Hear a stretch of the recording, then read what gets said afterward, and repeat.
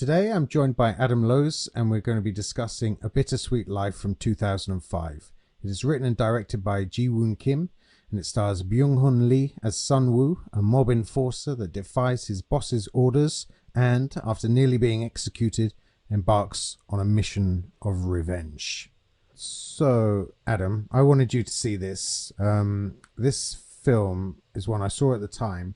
It was part of the kind of new Korean cinema that for me started with JSA and all of those kind of early noughties movies.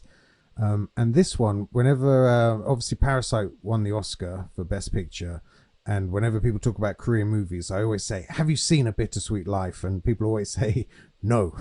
So I've been recommending it for ages, but I haven't had anyone to talk to about it. So I'm glad you've seen it. What do you think? Yeah, I thought it was fantastic. It kind of flew by my radar as well, weirdly. Do you know when it was released in the UK cinemas? Because I moved to London in June 2005. I'm wondering if I missed it. I think I saw it on DVD. Right. I know it didn't get a theatrical release in the States. And I'm not sure. I definitely didn't see it in the cinema here. I saw it on disc. It was part of the Tartan Extreme. The iconic Tartan Extreme. No, I loved it. I'd heard of Jee-woon Kim before. I hadn't seen any. The only one I'd seen of his work was his American. The Last Stand. Yeah, the Schwarzenegger sort of. I thought Byung-hun Lee was incredible in it. He's really good, isn't he? Real incredible screen presence. Yeah. And again, he's someone that's been snared by Hollywood. He was in The Magnificent Seven, wasn't he? And he played like Storm Shadow in G.I. Joe, yeah. Didn't he? So yeah, not much diversity other than being the sort of diverse character. Yeah, exactly. It's another lack of imagination, but he's incredible in this. Really is. Yeah, that's it. He kind of does, all of the physical stuff really convincingly, but I think he really grounds the movie with a kind of heart and soul. So one thing I wanted to ask you, because it's, like I say, it's a movie I've seen a few times, and I have this kind of theory about it that doesn't pop up in any of the reviews that I've read for it or any of the kind of criticisms of it. And that is that the film all takes place in Sun-woo's imagination. Two things that make me think that are the Zen Buddhist quotes that bookend the film. Right. And also that, I should probably flag up as a huge spoiler, but that sequence at the end, after the huge gunfight, we get another Buddhist quote, and then we get him looking at his own reflection in the glass, and then shadow boxing in the glass as the kind of credits roll. And for me, that the combination of those two things, I think the Buddhist quote says something like, "The dream I had can't come true," which you could read as him, never finding someone to love in this life, or that he's not a kind of mob enforcer. He's maybe just the maitre d' or something like that of this restaurant, because a lot of the film doesn't make sense. There's quite a few sort of narrative gaps in it, and I just always read it that it was just in his imagination. That's quite an interesting reading, and now that you've sort of said about it, it's getting my mind working, because that shot where he talks about where he's looking in the mirror and he's kind of shadow boxing, and he kind of laughs it off, doesn't he? As if he's pretending to be this kind of hard guy. But that's lifted from a moment that you don't see from a scene near the beginning. That it's a sort of continuation. Yeah, that's right. And it's just before he kind of, it's before he greets those guys that have overstayed their welcome and kind of kicks their ass. Well, actually, is it just after? It's just after, yeah. So, right. So that kind of, so that sort of scuppers it a little bit. Yeah. In my mind, I'd always remembered it being him having the espresso at the same time as he's having the dolce, the little dessert there at the beginning. So that's the only thing that sort of throws a spanner in the works for that theory. But I'm still going to push it.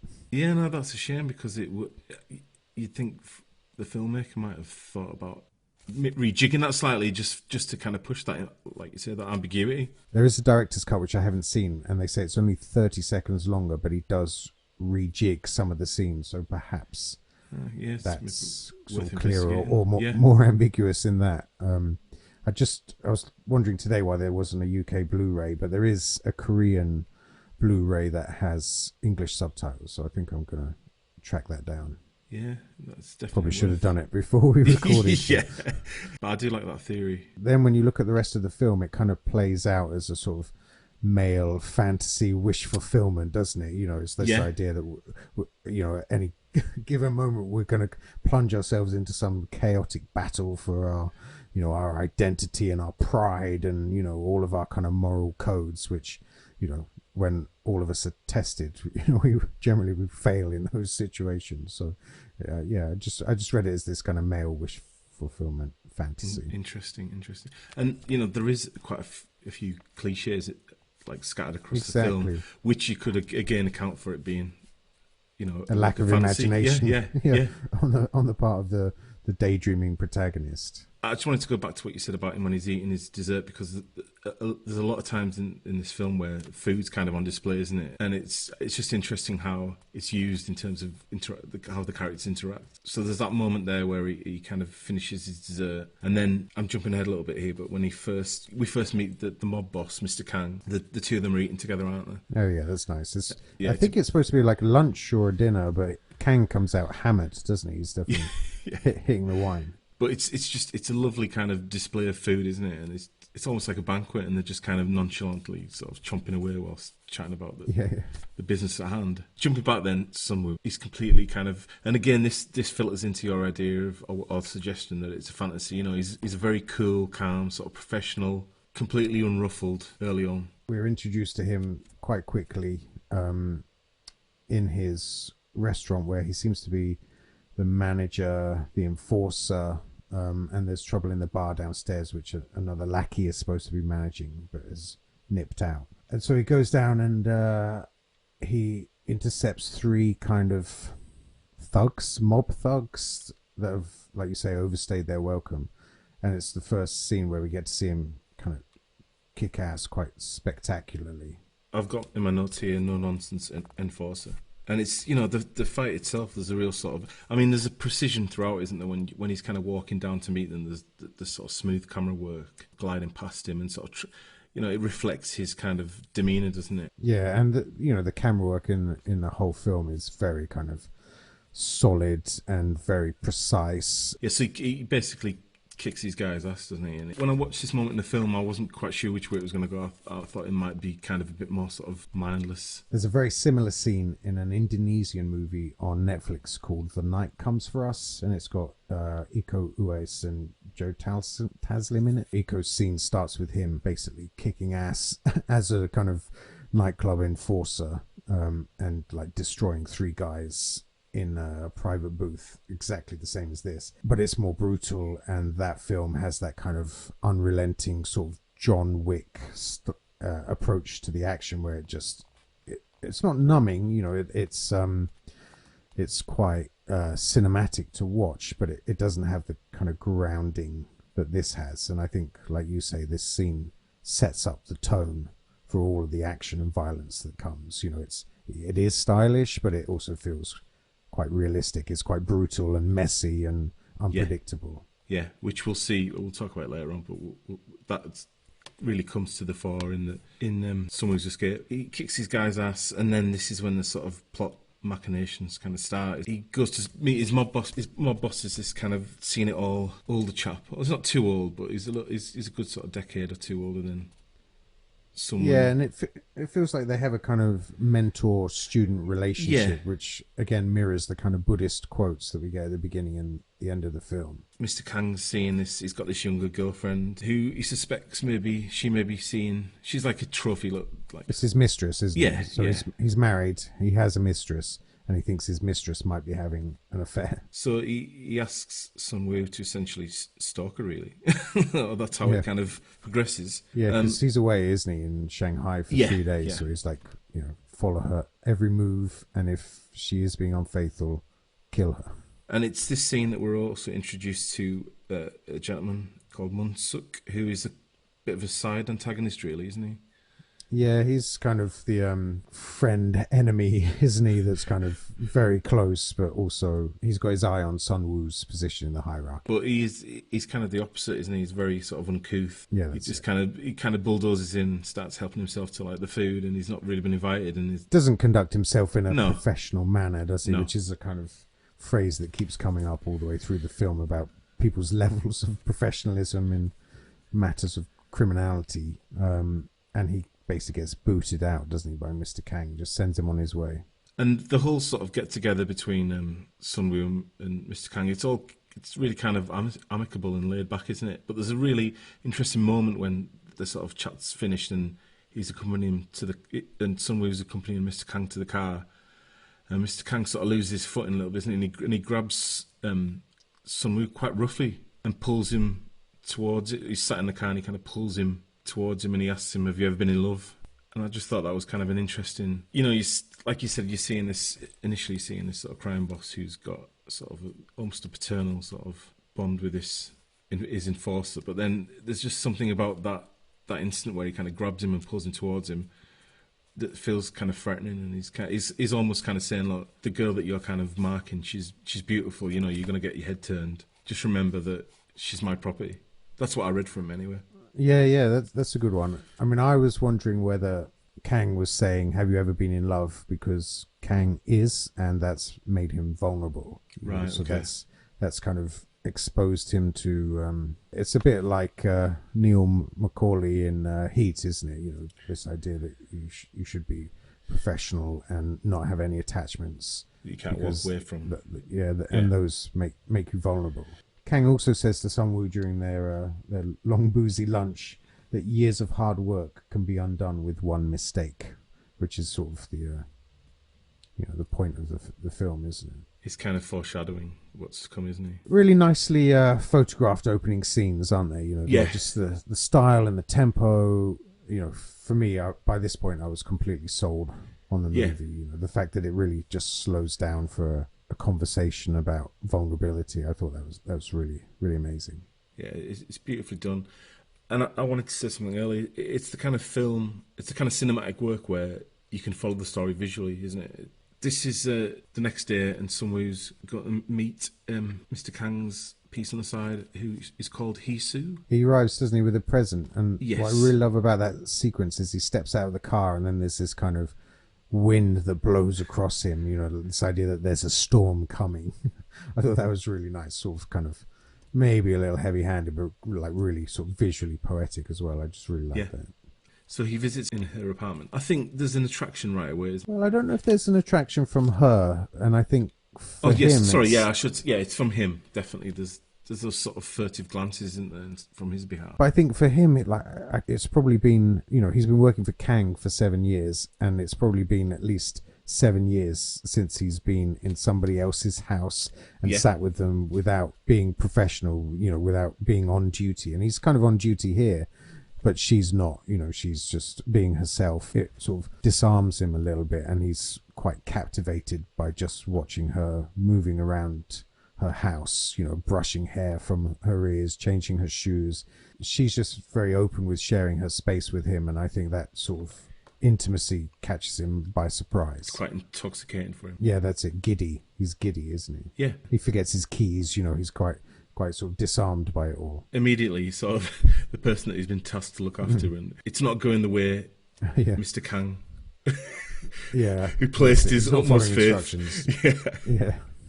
So we next see, if I'm correct, sort of Mun-suk again, who's kind of floating between a couple of gangs, isn't he? He's got his sort of finger in a few pies in terms of the underworld. So the guys that Sun beats up at the beginning are from another gang run by Mr.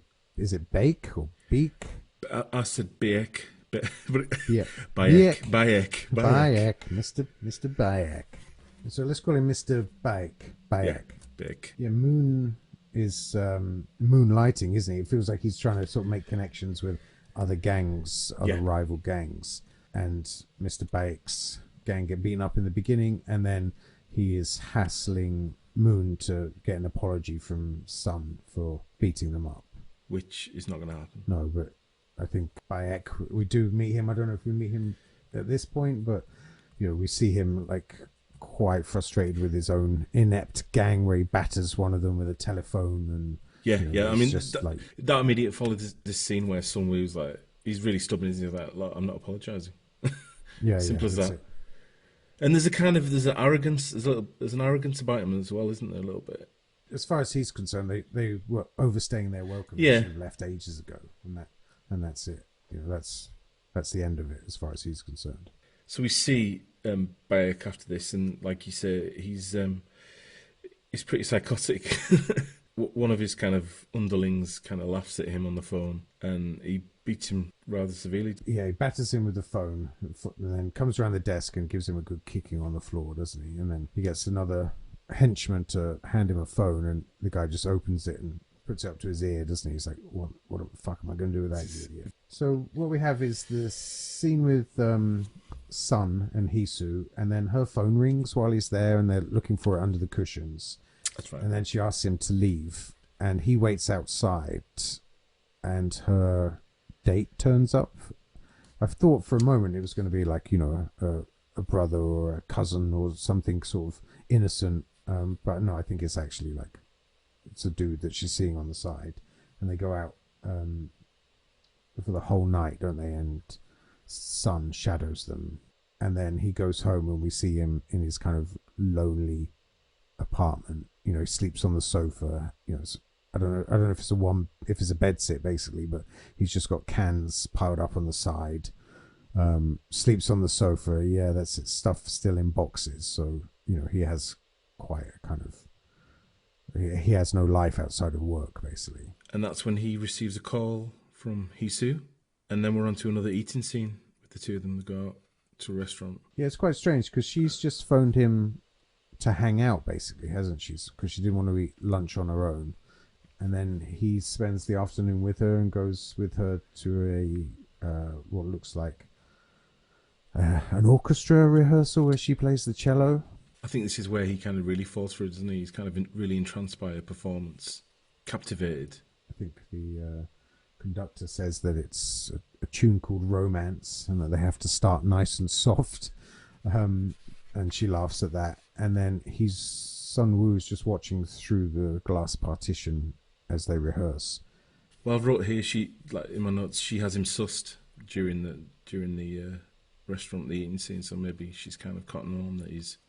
Do you think she's using that, though, to her advantage? Or possibly. Do you not think she knows how much danger she's in? Maybe. I wanted to... That, for me, this is... We can talk about it now. For me, this is the only kind of weak part of the film. I think her character's pretty underdeveloped throughout, really. That suits me because it's kind of feeds into my male fantasy, theory about the film. Otherwise, it is just a poorly written female character in a movie. Yeah, I mean, she doesn't have very much to do, does she? Her appeal is bullet pointed for us. We see her sort of sashaying around her apartment. We see her seductively eating some cream, and then we see her playing the cello. We get a scene, in a short while where Sun Woo busts into her house when she's with her kind of other fella. She talks about love. So, in those three scenes, that's it. That's all we get of her character. That she's seductive and sexy, that she's cultured, and that she has a big heart. And she likes table lamps. Yeah, for some reason. Bizarre kind of fetish. And that's her, isn't it, in terms of the presence in the film, isn't it? Yeah. We can talk. I mean, there's a couple we can talk about as well later on. There's a couple of moments where she kind of drops in. Yeah, it's almost just to sort of remind us that she was part of the story, though. That, she doesn't have anything else to do from the midway point. But all that being said, she is a good kind of enigmatic screen presence. She definitely has all of that. Sun Woo nips out to see Mun, Suk, and Bayek, doesn't he? Yeah, it's interesting because Bayek does apologise and says, "Oh, look, I'm sorry for the misunderstanding, with my men." So he does offer an olive branch. Again, the stubbornness in Sun Woo is just he won't accept it, will he?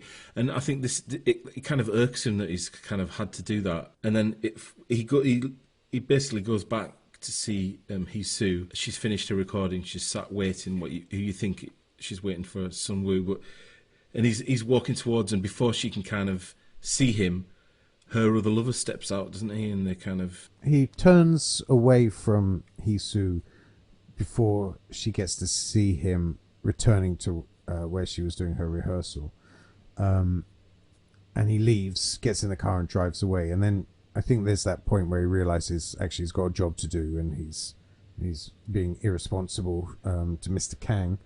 Do you think there's a bit of jealousy there as well because of that moment where, or do you think that's just kind of he snapped out of it a little bit and just like you say, I think he's slightly off piste, isn't he? Going back to see her, he's doing that for himself. He's not doing that. She didn't ask him to help. Yeah. Mr. Kang didn't give him the instruction. He's doing it for himself. And when he gets there, she's with somebody else, and so he leaves quite quickly. And then I think he has the realization that he's supposed to be working for Mr. Kang and keeping an eye on this woman. So he does that like mental U-turn in the middle of the road. Yeah. And goes back to her house. So there's a bit of a skirmish there between him and her lover. Yeah, it's a beautiful kick there, isn't it? There's a point where he runs around the back of the sofa and then just does this beautiful back kick from a really high vantage point and clocks him flying across the head. Yeah, it's like such a beautiful shot, isn't it? It's such a really kind of impact. It makes your teeth rattle. It's such a big impact, that kick. So it's like a really beautiful shot that I thought. So so someone who's about to kind of make that call to Mr. Kang and basically end both of their lives, and ultimately decides to spare them both, and obviously this is going to have disastrous repercussions. He lets them go, doesn't he? Instead of killing them or reporting them to Mr. Kang, he lets them both go, but under the condition that they forget everything about their relationship, that they never see each other again, that they bury their love. And after the lover is gone, he's left alone with Hee-soo, and he's trying to explain to her that he's done it for her own good, and she just isn't interested at all.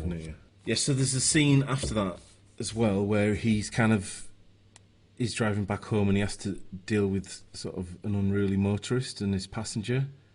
It's really nice, really nice. Proper little road rage incident, doesn't he? He's been wound up quite tight by the evening, so this gives him his little release, doesn't he? Some punks spitting water at his car, and he just pulls them over on the motorway and hands out a beatdown.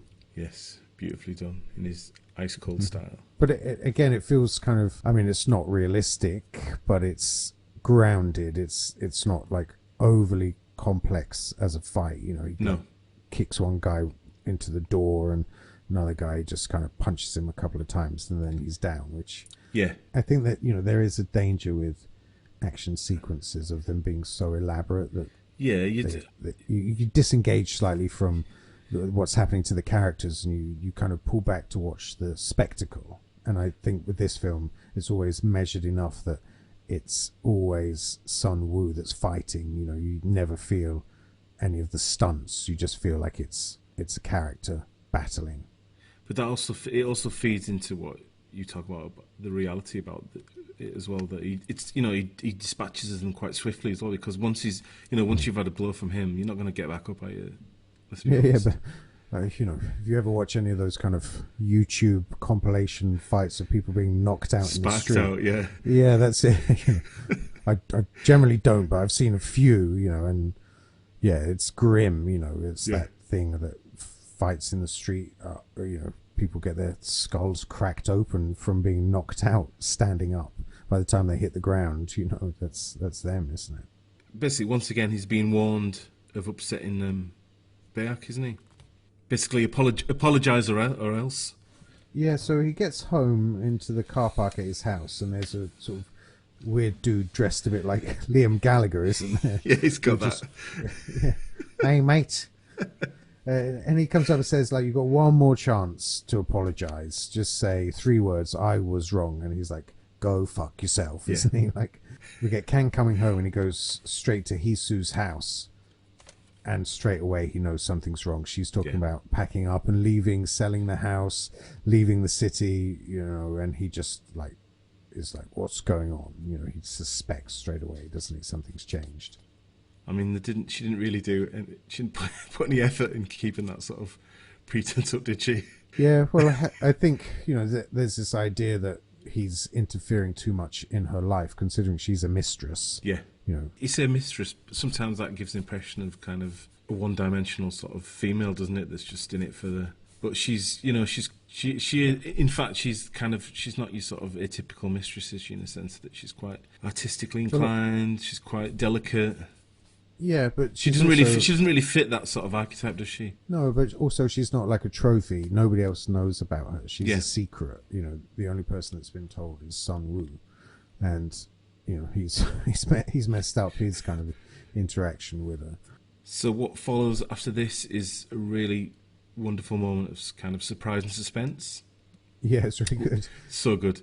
So we're back at Sun Woo's apartment. He's feeling really sorry for himself. Yeah, he's very kind of lonely. Yeah. He nips to the offie, doesn't he, to get surprisingly to get like 5 cans of Guinness, yeah, and some peanuts. It was just a weird, you know. I was expecting to see some kind of like exotic Korean beer that's really hard to find, but you might like track it down so you could say, "Oh, I'm drinking the same beer as the guy from A Bittersweet Life," and instead he comes home with like some tins of Guinness. Whatever floats your boat, really. So he's laying on his sofa again, kind of feeling sorry for himself, and he's kind of flicking the light on and off, isn't he? So it's nice because we've seen him doing that before, yeah. and we also witnessed Hee-soo doing it when Mr. Kang's in her apartment. So there is like a little connection between them as well. It maybe does that 3 or 4 times, and you know we're in the dark. Pitches the flat into darkness and then switches it back on, and we get another little detail from his apartment. It's really nice. You see like the empty cans, and the nutshells. So he's continually doing this with the light switch, and then maybe about the 4th or 5th time, you hear a kind of little rumble before, don't you? There's when it's in dark, and you're like, I wonder what that is. And he switches it back on, and there's like 4 guys stood behind him, wielding sort of batons and knives and stuff.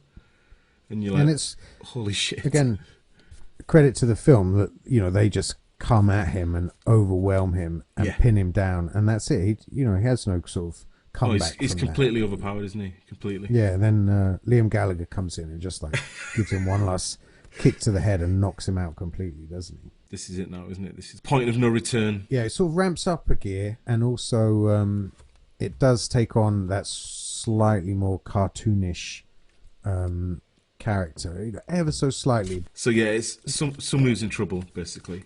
This is when you start Sun Woo's composure sort of, you first see it kind of drop, don't you?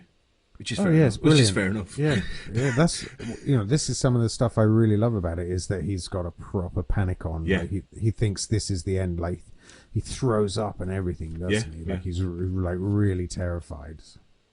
As you would be in that situation, or there's no sort of.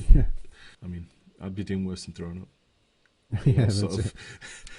She wouldn't be mopping just blood up. Yeah. I would be a disgrace in that situation. Like. So yeah, he's almost killed, but like literally the last moment is spared by a phone call from none other than Mr. Kang. Yeah, there's a really nice sequence here where they're just about to kill him, and that Liam Gallagher character has like all the knives, and he's got this sort of bloody behind some plastic curtains, he's got all these bloody tools that he's going to bring out. And Sun Woo says, when my people find out about this, you're not going to get away with it. And then Bayek says, your people don't know you're here. And then the phone rings, and then they take him straight back to Mr. Kang, don't they? You still feel like there is the kind of gangland hierarchy and a sort of respect between the gangs. But unfortunately for Sun Woo, Mr. Kang has got ideas of his own. Another lovely sequence, though, where Sun Woo is ditched out of the people carrier into the pouring rain with a bag over his head that he really struggles to take off, which just gives you that sort of moment as a viewer where you hold your breath and you're like, get the fucking bag off his head. Yeah. And then when he finally gets it off and looks up, there's all these kind of umbrellas in the rain. It's night, and then we see who he's face to face with, and it's Mr. Kang. Yeah, and Munsik as well, who's kind of taken his, he's finally taken. He's on Mr. Kang's shoulder. Yeah, isn't he? Exactly. So what follows this as well is they basically bury him alive. They toy with him, don't they? They bury him alive. Yeah, I mean, this is one of those sequences where, like, it's so beautifully crafted visually, but like really kind of badly written, because you just have this thing where they're like, okay, you need to apologize. Okay, I'll think about apologizing. Oh no, now we're going to kill you. Okay, oh, you survived the execution. Are you going to apologize? You've got 15 minutes to apologize. Just sit over there and think about apologizing. It's just like, what's happening here? This is fucking really annoying. But, you know, it's full of tension and great kind of cinematic moments, right? Yeah, absolutely. And I mean, I hasten to call it like Kill Bill-esque, that burial, but it's much better than Kill Bill, isn't it, in terms of like well, it's impactfulness. It's not overwrought, is it? You know, No. You get a guy kind of in just 2 or 3 shots, a guy ditched into the mud, into a kind of shallow grave. You see the mud coming down onto him, overwhelming him, and then you just see the surface. It holds on that just for a few seconds, and then you see him emerge. Sort of hand breaks through, yeah. And he's gasping for breath. They've broken his fingers, haven't they, as well? Gasping for breath. And then as soon as he's out, he looks, and they're all there going, oh yeah, it was a bit too shallow, that one, wasn't it? And you're like, oh fuck, that's really bad. Can you see a little bit of I know it sounds a bit of a cliche, but can you see a bit of Tarantino comparisons here? The way that Sun Woo dresses, he's got that kind of Reservoir Dogs, hasn't he? He's got the sort of, it's the enforcer wardrobe, isn't it, I suppose? Yeah, but I think the film itself is influenced by cinema. You know, it's no coincidence that the title, you know, we get a translated title which is A Bittersweet Life, but the Korean title is A Sweet Vita, Life. yeah. And the restaurant that they work in is La Dolce Vita. And, you know, the music, the score, which is great, it takes on influences from all over the world, doesn't it? Depending on what the scene is. You know, if it's something that has a kind of slightly more Western feel, then you hear kind of, you know, the mariachi music, and then other stuff that's a bit more stylish. It has definitely a kind of Italian Morricone kind of feel to it. And I think, you know, I think the comparison I would draw with Tarantino is that it's made by somebody that loves cinema, it feels like, you know, and has a different kind of discipline, a comparable aesthetic. Yeah, but fair enough. Much Ji-woon more Kim, he disciplined definitely application. likes his close-ups like Tarantino, doesn't he? Yeah, but not, again, you know, used with great judgment. I think in this fight sequence, there's one point where Sonwoo is pinned against the wall and he's looking around, and then we cut into this enormous Sergio Leone type close-up where it pans across his eyes as he's trying to make a decision on how to fight his way out of it. onto the escape scene, which is just wow, isn't it, really? He's given a phone and told to sit in the corner and think about it for 15 minutes and then phone the boss and apologize. And what he does do is remove the battery from the phone and use it to batter Moon-suck across the head with it. I've got my notes here. Did they consciously want to try and top the old boy scene, which is, it's probably, that's a bit of a dismissive thing to say, but at the same time, there is some kind of parallels, isn't there? There's that kind of, so basically, some ways doing everything he can to kind of get out there, and there's that same kind of animalistic sort of urge on his behalf. Yeah, there's a sort of survival instinct and like bringing chaos. You know, again, it doesn't have that. It's not as slickly choreographed, is it? In its own way, That's it. In its own way, it's beautifully done and beautifully choreographed, but it hasn't got that same sort of precision, has it? It's a bit more. It's very messy. And that's what I love about it. I love it that he's kind of gasping for breath, like 2 minutes in. You know, blood pouring out of everywhere. You know, he's just like a complete mess from the outset. You know, it's brilliant. Fight two people and then he's done. You know, he can't catch his breath. And I love that stuff. I think, you know, that's what, if it is a kind of male wish fulfillment, you know, that's kind of, you know, I picture myself in that situation, like fighting my way out, you know, and I'm like, yeah, I would be fucking knackered, like 10 seconds in. And he's using anything he can, isn't he, in terms of weapon. He's got like he's got rocks. He picks up like the burning like fire out, and he picks up like a piece of wood. Breeze blocks, flaming, you know, bits of 2x4. And I think some of them got nails in because he like whacks people with it and it just sticks in. But there's no sort of gratuitous close-ups to that. You're just like, oh, what's happened there? Oh my God, that's got to be painful. It's just ferocious, isn't it? There's a couple of shots as well where it's so beautifully done, but I think the camera's almost like strapped to his shoulder, isn't it? It's like a body mount, isn't it? But it's not a rear it's body not mount. overused at all. I think there's only about 2-3 times. And I really love this sequence where he drags them into the really narrow breeze block corridor. just to sort of give himself space to breathe, and they just keep coming over the top, don't they? It's really good. But sometimes when you get fight scenes with kind of multiple attackers, there is that suspension of disbelief in terms of, when you've got like a sort of, there's about a line of 6 and they're kind of waiting to get in there, but you don't really get that sense here, do you? It's done so well. I don't know if it's just the way it's cut, but it's that JCVD thing, isn't it? Have you seen that show on Amazon with JCVD? Do they reference that sort of? Yeah, no, he's like, right, who's going to go next? It's that sort of thing. It's like, oh, you third on the right, you have a go. But I think it works as well with the reality of the scene where, like you say, totally.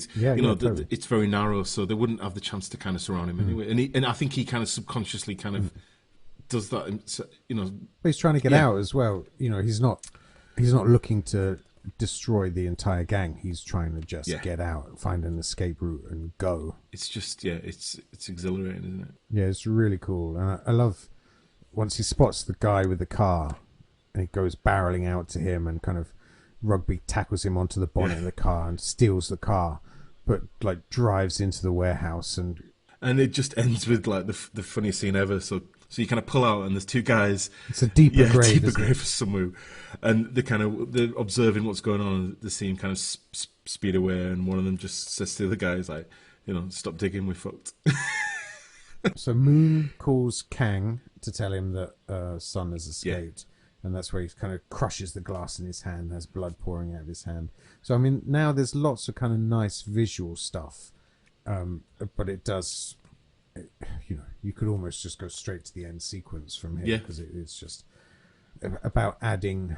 We get a whole new set of characters just to add them into the sort of final battle. It gets very kind of Tony Scott, doesn't it? It's like, oh, we've got these guys, and now we've got these guys. How's it all going to end? It's like, well, they're all going to turn up and try and kill each other. I get it. And we see Bayek walking through loads and loads of doors on his way to a meeting, which is a really sort of weird kind of visual sequence. And this is a weird comparison, but he reminds me of John Leguizamo. It's the same sort of look and swagger and kind of physical arrogance, and then suddenly like terror as well. Like he's another kind of brilliant actor. I mean, the whole cast in this film are really kind of exciting to watch, aren't they? And the guy that plays Bayek, he looks so different in all his other roles. When you can kind of flick around. Oh, really? Yeah, he's a real sort of chameleon in terms of. He's pretty scary in this in places. With the scar that he has running from the corner of his mouth across his cheek. It just feels like he's pretty brutal. Yeah. Even Monsuk as well, because he's in Memories of Murder, isn't he? So Sunwoo goes to buy all this sort of firepower that he's going to use for his revenge, and he buys it from this kind of schlubby-looking arms dealer. It's quite eccentric, isn't he? He's wearing sunglasses and a fur coat and all of that stuff. Yeah, he looks looks like a bit of an old school sort of raver, doesn't he? So obviously, alarm bells start to ring. They're both kind of. They both sat there, aren't they, with their stripped down weapons, one magazine on the table. So it's basically a battle to see who can put the guns back together again, and shoot each other. And fortunately, it goes Sunwoo's way. And then we see another character enters, who I think is the arm dealer's brother. Yeah, that's what it says on the IMDb. Yeah, that's what I read that as well. Because he phones up and says, "I've got your merchandise," and then I was like, "Who's this guy? Have I seen him before?" I think when you're 2/3 of the way through a Korean movie and somebody turns a corner and you're like, "Have I seen that guy before?" And you're like, "Shit, am I a racist? Can I not tell Koreans apart? What's wrong with me?" So I definitely hit the pause and went on the IMDb, and it's like, no, this is a new character that's coming in. He just turns up out of the blue, doesn't he? And if it is his brother, he's pretty sort of, doesn't really show any emotion. I think that may have been lost in translation, that character's name. Maybe his name is like, because I think Bayek's first name is President. Yeah, President Bayek. Yeah. So I wonder if that other character's name isn't like, brotherly love or something. Yeah, but they've just misinterpreted his name was supposed to be brother. Yeah. Then we get kind of stuff of Sunwoo driving around in taxis and kind of trying to, I mean, he does kind of go and see everybody that we've seen throughout the film and tell them where he's going to be, and leaves his business card lying around. It's like, if there's going to be a convergence, it's definitely something that he's manufactured. Yeah. And he leaves people alive that he should have executed. But yeah, I definitely would have shot like Liam Gallagher, that guy he left alive, and he rocks up with his gang at the end. Sun Woo lures Bayek to an ice rink. Obviously, with the idea of... I like this sequence it's as well. Great, it's great. Sun Woo turns up, says to him, I think he keeps questioning, why me? Why is this happening to me?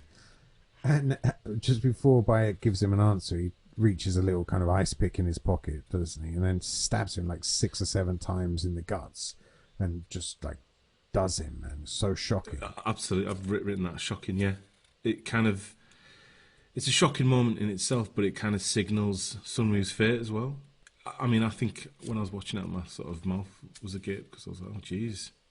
The hero's... He's dead. The hero's not going to he's not going to walk away sort of unharmed. He's not going to make it. Yeah, that's it. So Sun Woo still manages to kind of pull out his gun, and he shoots and he kills Bayek. Yeah, we see the other side to his character, and he's he looks really kind of sad and pathetic. He's kind of slipping around the ice, isn't he? Clumsily, sort of trying to compose himself. It's a very nice execution, is what I want to say. Where he shoots him in the leg, doesn't he? And then shoots him kind of in the kidneys, and then shoots him again in the kidneys when he stands up. And he gets kind of blasted, and then he's slipping on the ice and collapsing, and then I mean, it's ice. As the blood comes out, you get this really kind of lovely high contrast image of a man bleeding to death, icy blue, deep crimson red. It's really kind of cinematic and dramatic. Absolutely. This signals to Mr. Kang that Sun Woo's on the way to him. He phones him, doesn't he? Oh, he does, yeah. Sorry, he does. Sun Woo phones him, says, hey, I'm coming, just in case. I don't know what you're up to tonight, but I'll come and meet you at the restaurant for a massacre. So before he heads to the restaurant / nightclub / hotel, this is the last time we see Hisu, isn't he? He delivers a box. Oh, no, sorry, he doesn't personally, does he? She receives a box. I wouldn't be surprised if this is the stuff that the director's cut doesn't address. There's a weird sort of sequence here where it looks like Hisu's leaving, and this is the last we see of her, and she's escaped the carnage, and she's not involved. And then we see her go back to her own flat and pick up the present, which is the desk lamp. And then she has a housemate who we've never seen before. And then Sun Woo's been phoning her and she doesn't answer. And then right at the end, she picks up the phone. But then after that, we see her unwrapping the lovely desk lamp that he's bought her as a sort of going away present. And that stuff felt just a little bit disjointed, as if a couple of shots had been dropped in the wrong place. And they were just like, fuck it, we have to print it now. Let's get it out. Sun Woo heads to the nightclub. I think we get a little kind of Scorsese moment here with the combination of him looking at himself in the mirror to sort of pep himself up and just kind of get on with the job, and then the murder of Moon Suk that we get in the kind of dirty corridor definitely feels a bit like when Travis shoots. Is it Sport? Yeah. That Harvey Keitel plays, when he shoots him, and there's that kind of quite a rough jump cut right in the middle of his shooting it. Just going back to the kind of men's room where he's trying to patch himself up, there's a moment where you kind of see close up of his shirt and he's just gushing blood, isn't it? And there's a look that when he looks in the mirror, I thought it was quite interesting. There's this look of sort of resignation in his eyes, that he knows that the end is quite near. And it reminded me a little bit, I don't know why, but there's a moment in Broad and Cell 99, literally just before the end, where Vince Vaughn's speaking to like a fellow inmate. He's near Cell Block 99, and they're talking about the birth of his imminent boy, and he kind of has a little bit of a breakdown, and that he's never going to see. There's like a glimpse of him realizing that this is end, and he's never going to see his son. And I just thought it just reminded me of that. Very profound. Moon Sik doesn't kind of say anything. No, there is a really cool shot of him where he's been shot a couple of times and he's laying on the floor and he's bleeding and he's got snot coming out of his nose and tears coming out of his eyes. It's really haunting. There's no kind of bravery or no kind of real emotion other than just this kind of quiet terror. We get a nice shot in a lift where we don't even see him killing everyone. He's just surrounded by the bodies, and then comes out, blasts a few more people, and then confronts Kang, doesn't he? Which is it's a nice moment. I think there's definitely something about Sun Woo just saying, why is this happening? And you see that there's a jealousy maybe from Kang that he doesn't articulate, but he sees that maybe there was some kind of connection between Sun Woo and Hee-soo. I think this is this kind of chat is Byung Hun Lee's sort of. This is his like really sort of meaty. It's a showreel moment. It is really good. He doesn't really understand after all those kind of years of unwavering loyalty that he's been like fucked over so badly. He's heartbroken, isn't he? And I don't think he's understood how jealous Kang is. You know, when Kang said to Sun Woo that if Hee-soo is seeing someone else, that he has to kill them, and he's like, "Oh, are you sure? Are you sure, boss?" And he's like, when it comes to matters of the heart, you have to be this decisive." I think he's saying something along those lines, and I think that's still what informs all of his decisions. Yeah. This idea that there's a connection between Sun Woo and Hee-soo. To him, that's not acceptable, and that's why he was buried alive. Yeah. I'm surprised he let Hee-soo leave, though. Yeah. Maybe he couldn't do it with Hee-soo because he's quite intimidating when he's in her house, but maybe he just loves her too much to pull the trigger himself. That's why he sort of outsourced it. So the ensuing battle as well. He shoots Mr. Kang. Yeah, he gives up, doesn't he? Waiting for an answer, just executes him. Which is, he kind of. It's one of those moments where you have to kind of just accept that it's a little bit, because obviously there's all these guys waiting in the wings that could just take him out after that with a single shot. Well, there's kind of a pregnant pause, isn't there, after Kang gets shot, and then Sun Woo gets shot in the head. Does. And you think that might be it, but this is when the bloodshed truly begins, really, isn't it? Yeah, it's a proper kind of, very stylish, ultra-violent battle, isn't it? I do love the sound design. I think the way the kind of guns are clanking, you really hear their mechanics. It's not a very kind of slick sounding scene. It's a very kind of noisy. Hectic, yeah. But what you said earlier when you referenced Tony Scott, there's definitely an element of that, isn't there? It's that sort of Mexican standoff, like, to the nth degree, isn't it? Yeah, I mean, I think Tony Scott did that 3 or 4 times in his movies, didn't he? But, I quite like it when you see a bunch of people turning up all just shooting at each other for no reason. Yeah. But we still want, the audience still want Sun Woo to live, don't they, throughout all this? Yeah, we're with him all the way through.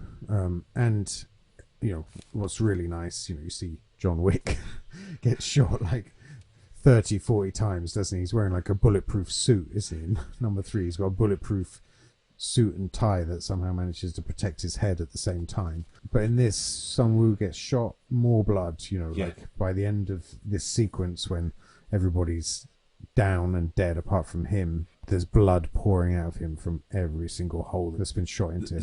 There's a moment in particular where he gets cut down by like a semi-automatic, isn't it? And it loads about 7 or 8 shots into him, and after that it's just like... just rips into him. Like, no. It's grim. But he still manages to kind of take everyone out, doesn't he, even though he's mortally wounded?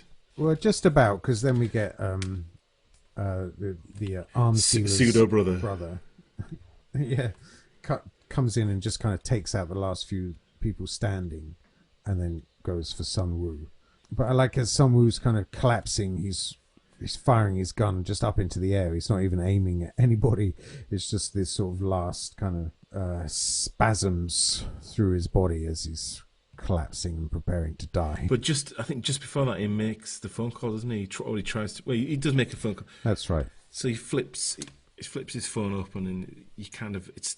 blood starts dripping onto it straight away, and you can't quite see who he's calling. But then you hear this female's voice. So you're led to believe it's Hee-soo's voice. But again, I think this is a flaw with her character, and probably the writing of her character, is I don't know, has he got that much of a connection with her that he would use his, like, literally his last dying breaths and energy to kind of... I think throughout the 3rd act, he's tried to call her a few times, hasn't he? And she hasn't answered. When Kang is with Hee-soo, her phone is ringing. I think we're supposed to believe that that's Sun Woo as well, trying to get through to her. Okay. And Kang's like, "Why don't you answer it?" And she's like, "It's not important." But then you see, you actually go back to it replays a shot of her in the recording booth that he's watching as well.